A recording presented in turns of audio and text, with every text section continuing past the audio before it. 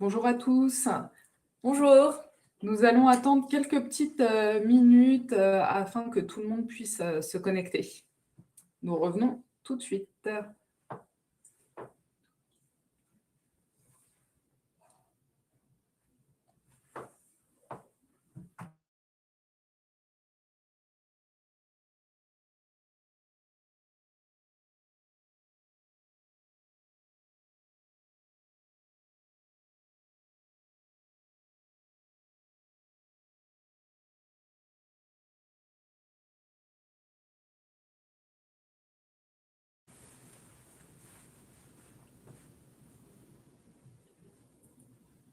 Si vous aviez un souci sur le son ou sur l'image, n'hésitez pas, il y a un chat à nous le faire savoir. On reviendra également dessus, mais pour les premiers connectés, le chat servira également pour les questions-réponses. Donc, n'hésitez pas à poser vos questions au fil de la présentation. Mais on le redira une fois que la présentation aura démarré, bien sûr.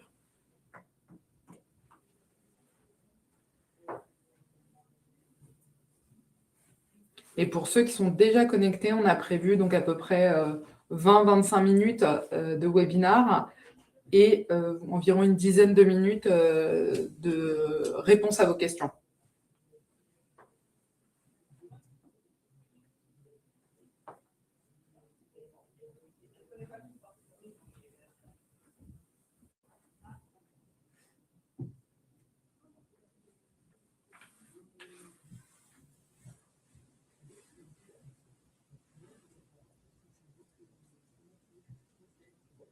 On attend encore une petite minute et on va démarrer le webinar. Donc, n'hésitez pas à mettre le son, à vous connecter, à rester plutôt connecté. Si vous m'entendez, c'est que vous êtes déjà connecté.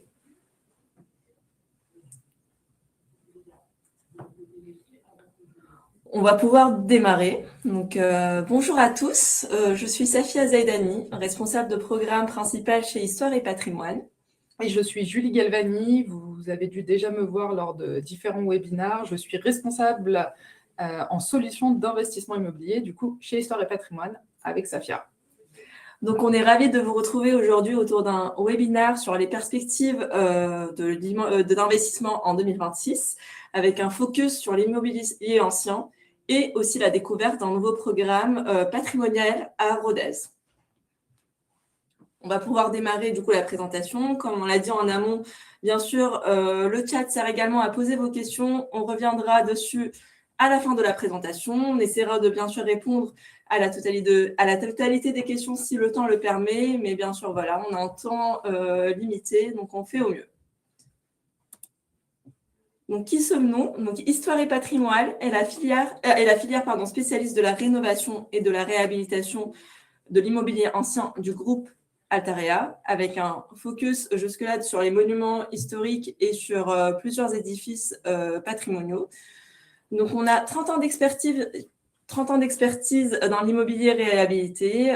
Notamment, on a pu travailler sur divers châteaux, des usines, avec un patrimoine industriel, certains immeubles en centre-ville, plusieurs édifices religieux avec des monastères, séminaires, abbayes également, des établissements hospitaliers ainsi que des casernes. En fait, on est vraiment sur tout type d'immobilier ancien. On a vraiment un large panel et on travaille sur tous les types de bâtisses. Exactement.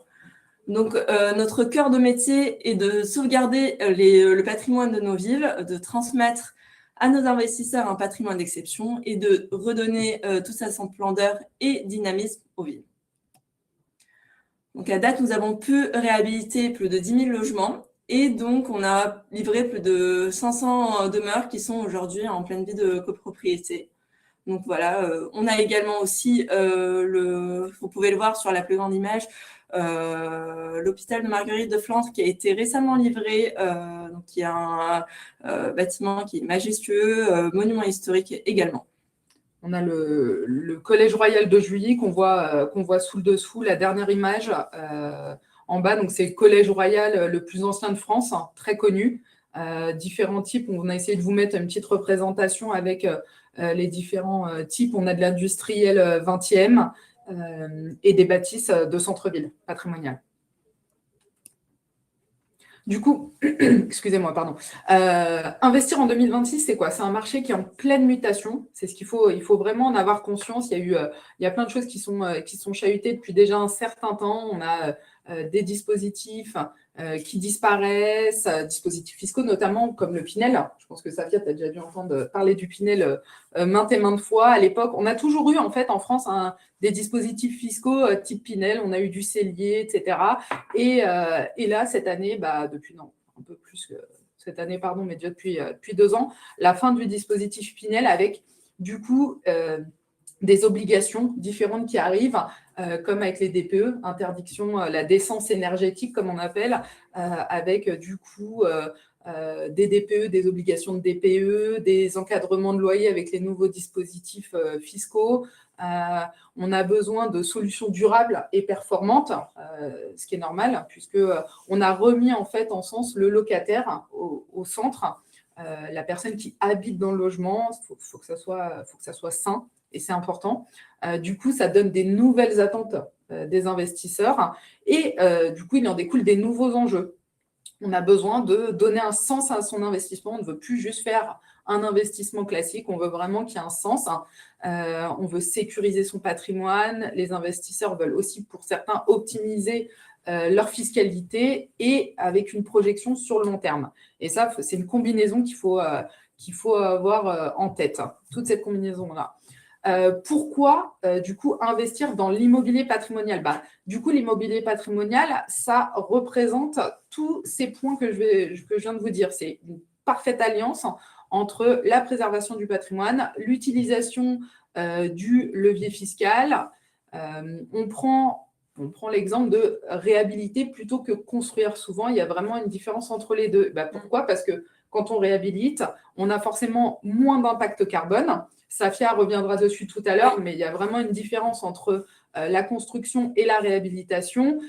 Comme on le disait, on valorise l'existant, on revitalise les centres-villes et toujours, on sauvegarde le patrimoine français. C'est quand même notre histoire et c'est important de le conserver. Les avantages de l'immobilier ancien réhabilité, c'est quoi? Il y a forcément du charme, du cachet qui est incomparable, un emplacement de choix, on le disait tout à l'heure, au cœur des centres historiques, une attractivité locative qui est forte, des aspects fiscaux qui sont bien spécifiques, je reviendrai après dessus, et un potentiel de valorisation à long terme, puisque si on prend des bâtisses historiques, ce sont de très vieilles bâtisses qui ont des siècles et des siècles, pour certains, on remonte très très loin, et du coup, en fait, ces bâtisses-là seront encore là dans 50 ans, dans 100 ans. Donc, en plus, une transmission de notre patrimoine français. Du coup, pardon, chez Histoire et Patrimoine, on travaille sur 3 grands dispositifs fiscaux. On a d'une part le Malraux. Le Malraux, c'est quoi? C'est un dispositif fiscal qui permet une réduction d'impôts. Et ces bâtisses sont en plein centre des villes historiques, vraiment plein centre-ville. Ce sont les villes qui désignent... Oui, un secteur patrimonial remarquable, et donc c'est pour ça que généralement ces bâtisses se trouvent, comme le disait Julie, au cœur et au centre de ces villes. Donc, on a ce dispositif qui est possible. Après, on a le dispositif monument historique, et là, on est sur des bâtiments qui sont inscrits ou classés aux monuments historiques avec, par exemple, comme Safia le disait tout à l'heure, du grand patrimoine avec des châteaux, de l'hospitalier, et ainsi de suite. On en a beaucoup. Et là, on est plutôt sur des profils d'investisseurs qui ont des tranches marginales d'impôts assez importantes, 41 ou 45%. Et du coup, ça permet d'économiser l'impôt. J'y reviendrai tout à l'heure lors d'une simulation. Et on a aussi le déficit foncier qui permet aussi d'économiser fortement son impôt, puisque pourquoi en France, les revenus fonciers sont soumis en dernier revenu, donc sont ajoutés aux revenus de travail, et du coup, ils sont imposés à la tranche marginale d'imposition plus 17,2 de CSG-CRDS. Donc, ils sont fortement imposés. Et on a du coup cette possibilité d'investissement qui permet d'aller effacer tous ces revenus fonciers de précédentes locations, par exemple. Et ce qui est important de dire, c'est que tous ces dispositifs sont hors déplafonnement des niches fiscales, ce qui est un peu exceptionnel. Comme on parlait tout à l'heure du Pinel, le Pinel était dans les plafonnements des niches fiscales. Du coup, l'investissement patrimonial idéal, je vais laisser Safia nous en dire plus. Comme on parlait des dispositifs fiscaux intéressants, aujourd'hui, on va vous présenter également le programme du quadrilatère de Combarel qui se trouve en plein centre de Rodez et qui est éligible au dispositif monument historique en plein d'une ville qui est en dynamique. Et déficit foncier aussi, on peut faire les deux. Très bien. Important. Voilà. Donc, Rodez Agglomération, qui est le moteur aujourd'hui de l'Aveyron. Donc, c'est la ville-préfecture de l'Aveyron avec plus de 56 000 habitants. Donc, elle se trouve vraiment à proximité de grandes villes comme Toulouse et et Montpellier, qui sont à 1h45 respectivement et 2h15. Elle a également une connectivité qui est très renforcée avec un aéroport local qui se trouve vraiment à 15 minutes de notre programme, même en temps de bouchon, et qui permet de rejoindre plusieurs destinations comme Paris avec 4 vols qui sont opérés par jour par la compagnie Volotea. Donc, en 1h15, on est à Orly. Donc voilà, on est à proximité également d'un réseau routier qui permet d'aller partout en France et plus pratiquement en Occitanie. Donc voilà, on va passer également sur l'attractivité de la ville de Rodez. Rodez, aujourd'hui, est une ville avec une économie qui est très dynamique. Aujourd'hui, elle se place en seconde place de croissance de l'Aveyron. Elle est en première croissance de l'Aveyron, mais en seconde place en croissance de Midi-Pyrénées. Pardon. Donc, voilà. Donc, avec plus de 6 000 emplois, il y a un bassin d'emploi qui est très dynamique avec plusieurs entreprises de renom comme Bosch pour le secteur automobile, Sofop Aéronautique qui produit des pièces pour Airbus Industrie. On a également Soprasteria pour de l'informatique. C'est également le premier pôle agroalimentaire aussi de la région. On a également un hôpital avec plus de 2000 employés, qui est l'hôpital Sainte-Marie, qui est vraiment très connu en Occitanie. Et donc, Rodez présente également plus de 3000 étudiants aujourd'hui avec plusieurs pôles universitaires comme des IUT, des centres de formation et autres. Elle se classe également dans le top 5 des villes où il fait bon vivre en France, avec une offre, on va dire, touristique et culturelle qui est très intéressante, avec la présence du musée Pierre Soulages, avec toutes les expositions de ses œuvres. Donc voilà. Avec ça, on a un marché locatif qui est très porteur aujourd'hui, car 55% des habitants de Rodez sont des locataires. Donc, on a une demande de location qui est très supérieure à l'offre, avec plus de 80% des logements qui sont en résidence principale aujourd'hui. On a également une très forte attractivité des petites surfaces. Donc, un foyer ruthénois moyen présente une personne, voire 2 personnes au maximum. Donc voilà, c'est en cohérence totale avec le programme que l'on vous présente aujourd'hui, qui présente un très grand nombre, on va dire, de petites typologies. Donc, le quadrilatère de Combarel, incarne vraiment le renouveau de la ville de Rodez. Donc, on est vraiment dans la ZAC de Combarel, qui est une ZAC en plein travaux. Donc, le quadrilatère de Combarel est le dernier lot de la ZAC à présenter des travaux. Donc, il y a presque 108 logements aujourd'hui qui ont été livrés sur les 188 déjà prévus et en plus des 122 que présente le quadrilatère de Combarel. Donc, on est vraiment dans un quartier en transformation à proximité de tout. On est vraiment à 5 minutes à pied de la cathédrale de Notre-Dame. On a même des vues depuis nos logements dessus. On peut aller partout à pied depuis le quadrilatère. On est à 5 minutes du musée Soulages. On a plein de commerces et de commodités de proximité. On sort, on a une pharmacie juste en face, un supermarché à 3 minutes à pied, donc des écoles également à proximité. Donc, on est dans un environnement qui est dynamique et en devenir. On a appelé ça une ZAC, mais en fait, on est vraiment en centre-ville. Il faut vraiment se dire ça. On a le cinéma qui est juste à côté du musée, etc. On est vraiment en centre-ville, en fait, sans avoir les contraintes des pures rues historiques très petites et très, on va dire, un peu très sombres et très étriquées. On est vraiment un tout petit peu en dehors. Et ce qui est important aussi à dire, c'est que dans cette ZAC, tu parlais des nouveaux bâtiments, etc. Donc, il y a eu beaucoup de bâtiments neufs qui ont été faits. Et en fait, il faut savoir qu'il n'y aura plus de neufs à Rodez. Les derniers bâtiments ont été construits ou sont en train d'être finis. Et nous, on aura donc le dernier grand bâtiment ensemble réhabilité, donc ancien, mais comme dans du neuf. Donc, le dernier projet. Donc, on va vous présenter également notre projet plus en détail. Donc, c'est un ancien hôpital historique qui sera restauré en 122 logements avec des typologies allant du T1 au T4 avec quelques appartements atypiques. Donc, on va vous présenter une vidéo qui présente le site et avec un mot de l'architecte. On va vous passer la vidéo tout de suite. Elle est rapide, mais elle est très intéressante. Vous allez voir. N'hésitez pas à la regarder et surtout restez connectés. On revient tout de suite. À tout de suite.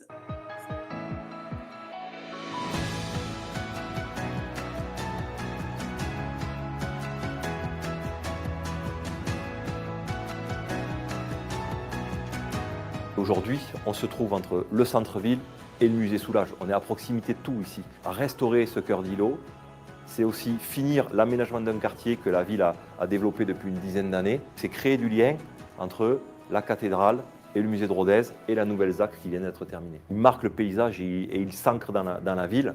Et en plus de ça, il est dominé par un dôme. Quand on a la chance de passer sous le porche, on a ce dôme monumental en partie centrale qui permet justement de perforer à l'instar d'un clocher. Et donc ça marque vraiment l'histoire du lieu et ça sert aussi de référent. On ne vient pas acheter un logement, on vient habiter un élément historique de Rodez. On a des bases qui sont très anciennes, médiévales. Et aujourd'hui, l'espace que l'on va découvrir, c'est un espace qui va du XVIIe siècle au XIXe siècle, avec l'architecture typique de cette partie de l'Aveyron, à savoir du grès rouge, de la lauze, de l'ardoise, des belles charpentes et des volumes qui sont assez exceptionnels. L'objectif d'Histoire et Patrimoine, elle est double. Elle est, de restaurer un monument, bien y vivre, mais aussi faire en sorte que tout le monde puisse en profiter. Et par exemple, ici au Quadrilatère, on a un espace central, une cour intérieure qui est magnifique, qui est immense, qui est déjà plantée d'arbres qui ont une centaine d'années. Et il est intéressant de pouvoir améliorer cet espace-là pour le donner à vivre à tout le monde, y compris d'ailleurs aux gens qui habitent à Rodez. On est là pour récupérer des matériaux et s'en resservir, notamment dans le projet du Quadrilatère. Toute la charpente qui est en place sera restaurée, mais elle est conservée. Les escaliers monumentaux qui permettent de distribuer les étages sont aussi préservés. Et donc c'est vrai que c'est intéressant à travers les futurs habitants de ces immeubles, à travers l'ouverture qu'il y a aussi au public du jardin, de créer du lien entre tous et notamment une redécouverte des rues Thénois de ce projet.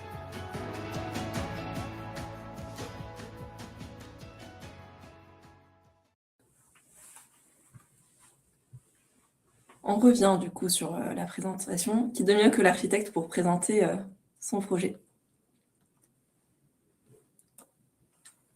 Donc, pour résumer ce que vous avez vu un peu dans la vidéo, donc, le projet aujourd'hui du Quadrilatère de Combarel présente une architecture remarquable. Donc, c'est un bien qui est rare sur le marché, avec une restauration complète et dans le respect des éléments historiques. Donc, comme on l'a dit dès le départ, c'est un projet qui est éligible au dispositif monument historique, avec une défiscalisation possible présentant une part travaux à 93%, ce qui est un ratio très intéressant. Je laisserai Julie plus en parler en détail par la suite. On a des typologies très différentes allant du studio au T4 avec une très forte concentration sur les petites typologies pour répondre à la demande des rues Thénois. On a également des espaces intérieurs qui sont lumineux. Donc, la majorité des logements aujourd'hui présentent des doubles expositions, voire triples pour certains lots. On a des logements qui sont traversants. On a également un havre de paix en centre-ville. Une fois qu'on passe le porche de la rue Combarel, accès principal de ce bâtiment, on se retrouve dans deux cours qui sont arborées, plantées, végétalisées, mais vraiment un havre de paix, c'est vraiment le mot pour les qualifier. Donc, on parlait tout à l'heure d'impact carbone. Donc, on essaie au maximum d'utiliser en fait des matériaux typiques de la région et parfois même de faire du réemploi de certains matériaux, notamment sur de la lauze en toiture. Et on essaie au maximum de soutenir le savoir-faire local et les savoir-faire traditionnels. On voit quelques petites perspectives. Alors, vous l'avez vu de base sur la vidéo. Et donc là, on est sur le bâtiment principal avec de la rue Combarel, avec l'entrée et la belle entrée sous le porche et le clocher, pardon. Qui sera habitable, effectivement. Donc aujourd'hui, on a essayé aussi d'avoir des logements atypiques, donc avec ce clocher qui sera un triplex, avec une chambre au dernier étage, avec une vue juste imprenable, que ce soit sur la cathédrale, mais 360 sur toute la ville de Rodez. Voilà, on essaie d'exploiter le maximum les volumes. Sur ce bâtiment, en fait, on aura donc tout ce qui est deuxième et troisième étage. On aura vu sur la cathédrale, alors à différents échelons, mais au minimum avec du coup la magnifique rosace, puisqu'il faut savoir que la cathédrale de Rodez est assez impressionnante quand même. Hein. Si vous ne l'avez pas visitée, n'hésitez pas à aller la visiter. Elle est magnifique. Et donc cette vue, une très belle vue donc, sur les hauteurs et surtout cette chambre à 360 dans le clocher, on est vraiment sur un appartement complètement atypique. On a également une vue aérienne en fait de l'opération. On arrive à estimer la proximité, que ce soit de la cathédrale, du centre-ville. On voit pas le musée Pierre Soulages, mais vraiment on est pas loin. Donc voilà, on voit également sur cette vue aérienne les deux cours qui sont intérieures et qui sont vraiment au calme de tout. Donc, dès qu'on passe ce porche, on se retrouve dans ce havre de paix, comme on l'a dit tout à l'heure. Et quand on vous disait appartement atypique qui ne se ressemble pas, on voit bien que le bâtiment, on a donc un bâtiment principal avec le clocher et donc en rectangle, et tous les appartements sont différents du coup et ont une vie différente, une orientation différente. Certains sur la cour, d'autres sur les extérieurs. On voit vraiment toutes les possibilités. Exactement. On a également une vue intérieure depuis un des logements du dernier étage, avec une vue sur la cathédrale qu'on arrive à voir. Du coup, tout à l'heure, Safia nous disait part de travaux à 93%. On ne sait pas à quoi ça correspond. En fait, dans le prix d'un appartement, il est de 100%. Et à l'intérieur de ce prix, on a une part de travaux, puisque c'est la part de travaux qui est importante pour le levier fiscal, en fait, pour optimiser sa fiscalité. Et donc, 93% de travaux, c'est énorme, mais oui, c'est possible. Ça existe. En tous les cas, chez Histoire et Patrimoine. Et grâce à ce taux élevé de travaux, on a un levier fiscal qui est majeur. En fait, plus on a de travaux, plus on a de défiscalisation. C'est comme ça que ça fonctionne.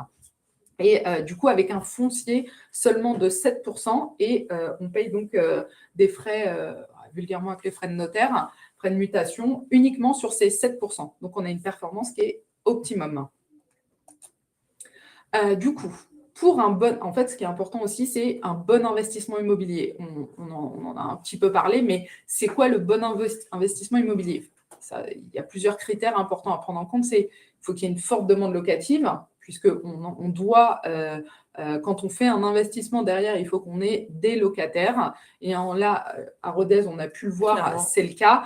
En centre-ville, notamment, on a besoin de logement. Quand on regarde effectivement l'offre en fait sur les sites de immobilier pour la location, on voit qu'on manque cruellement de petites typologies aujourd'hui sur la ville de Rodez. On a du coup, on le disait, centre-ville, emplacement central stratégique. On le disait, des logements qui sont spacieux, confortables et qui sont parfaits pour l'habitation. Tout à l'heure, on vous disait que différentes typologies, on voyait, une fois passé le porche, en fait, on a des appartements avec des entrées privatives où, en fait, on est les seuls dans l'appartement, dans la bâtisse, et il n'y a personne au-dessus. On est uniquement seul en face dans la bâtisse. On a des volumes atypiques, puisqu'on l'a dit avec certains appartements. On a forcément une beauté de l'ancien, puisque Les images parlent d'elles-mêmes. Voilà, j'ai envie de dire. les images et la vidéo parlent d'elles-mêmes, mais le rendu sera encore plus fort à la livraison. Et tout ça dans le confort du neuf, puisqu'on parlait tout à l'heure de DPE, même si les bâtiments classés monuments historiques, on n'a pas d'obligation de DPE, chez Histoire et Patrimoine, on se donne l'obligation d'avoir un DPE qui correspond avec la demande et l'exigence des investisseurs et du marché. Et cette décence énergétique, qui est toujours importante. On a une grande qualité architecturale et patrimoniale, ça c'est indéniable. Du coup, on a les belles vues sur la cathédrale, les doubles expositions, les espaces verts inscrits, comme Safia le disait. Oui. On est vraiment sur un bâtiment qui va être recherché et demandé. Et bien sûr, forcément, ce bâtiment, il va être valorisé dans le temps sur le long terme, puisque Safia disait qu'on faisait une réhabilitation entière.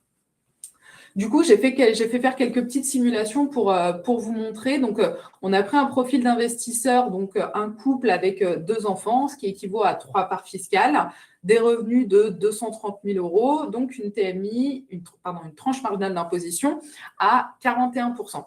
L'objectif de ces investisseurs, c'est préparer leur retraite et la transmission aux héritiers.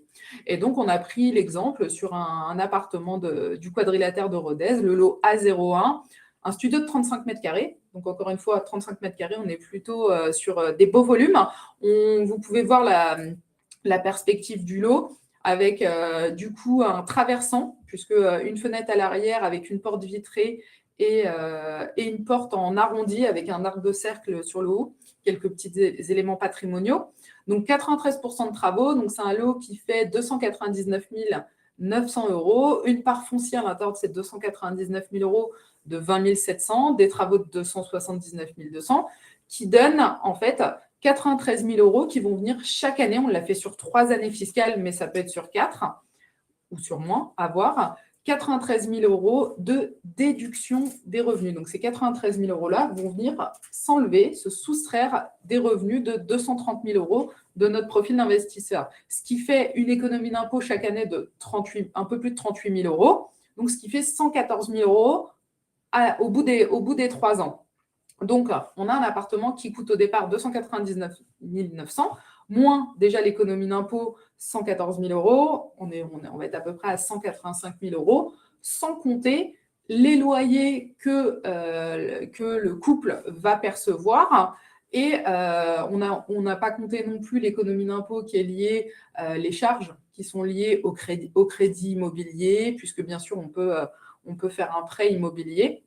Surtout si vous avez des questions, je suis désolée, je me coupe là parce qu'on a oublié de leur dire, mais posez-les dans le chat. On ne pourra peut-être pas répondre à tout, mais posez vos questions. On a fait une deuxième simulation. Donc là, on a pris un couple un peu différent. On a juste un couple sans enfants avec des revenus assez hauts, 410 000, donc une tranche marginale d'imposition à 45%. Et là, du coup, pour ce couple, ce qui est important pour eux, c'est de réduire un maximum leur imposition. Et là, c'est là où le monument historique est très fort et frappe fort. Donc, on a pris un exemple d'un T2 de 52 mètres carrés en duplex à 355 000 €, dont 329 400 de parts de travaux. Ce qui fait que le couple va à peu près obtenir environ un peu plus de 49 000 € d'économie d'impôt par an, ce qui fait 150 000 € au total. Donc, on voit bien que l'investissement là, monument historique, est très fort.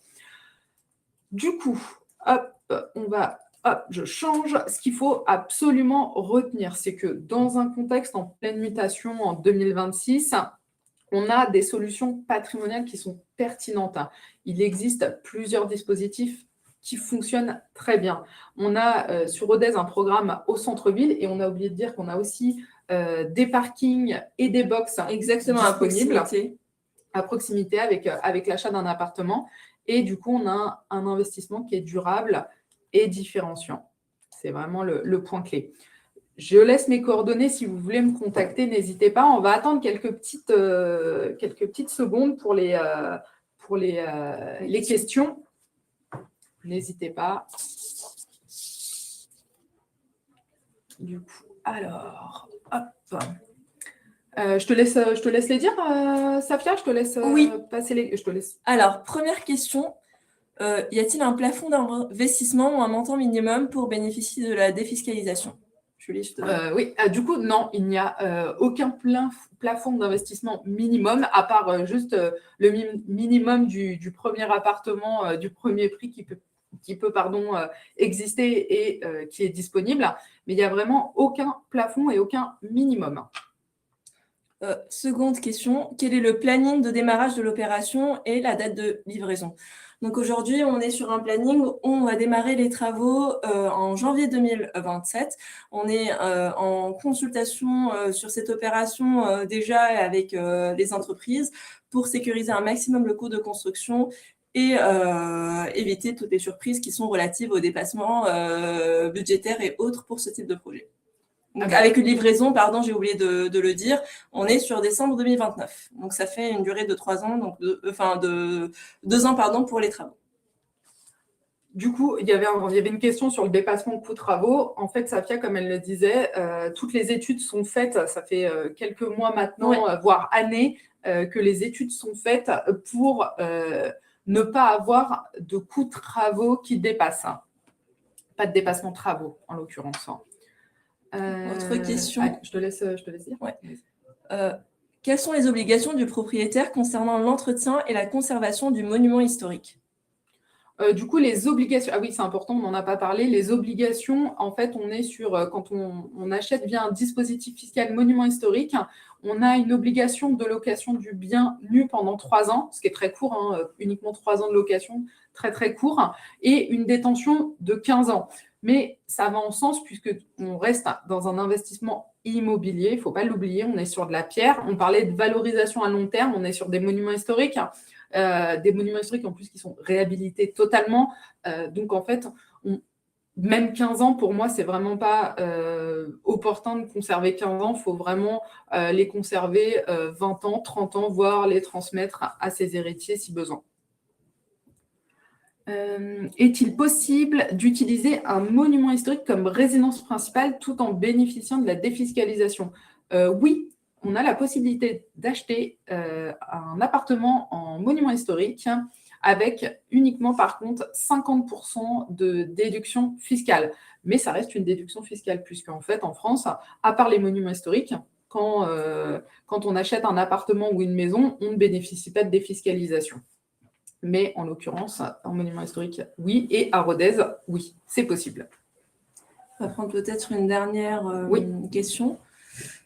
Est-ce que l'investissement en monument historique peut-il être combiné avec un crédit immobilier? Alors, j'ai envie de dire oui, et j'ai envie de dire plus que oui et oui. Pour l'investisseur, il ne faut pas hésiter à utiliser le levier du crédit immobilier, puisque comme je le disais tout à l'heure, quand je parlais de charges et d'économie d'impôt, eh ben, quand on fait un crédit immobilier, même si les taux sont un peu plus élevés que ce qu'on a connu il y a quelques années, eh ben, ça fait de la charge et en fait, ça vient en déduction. Donc, il ne faut pas hésiter à utiliser le levier du crédit. Du coup, on va s'arrêter là puisqu'on est à pratiquement un peu plus de 30 minutes de webinaire. Merci beaucoup, Safia. Merci, Julie. Safia est toujours disponible. Hein, si vous avez des questions sur Rodez, c'est l'experte du projet, c'est la responsable du programme, donc il ne faut pas hésiter. Si vous avez des questions concernant votre profil, en vous disant est-ce que c'est fait pour moi, est-ce que ce n'est pas fait pour moi, n'hésitez pas à revenir vers moi. Vous avez mes coordonnées. Vous pouvez même passer via notre site Histoire et Patrimoine, nous suivre sur les réseaux. Vous choisissez la façon dont vous voulez communiquer avec nous. Merci beaucoup et puis à bientôt. Merci. Au revoir. Au revoir.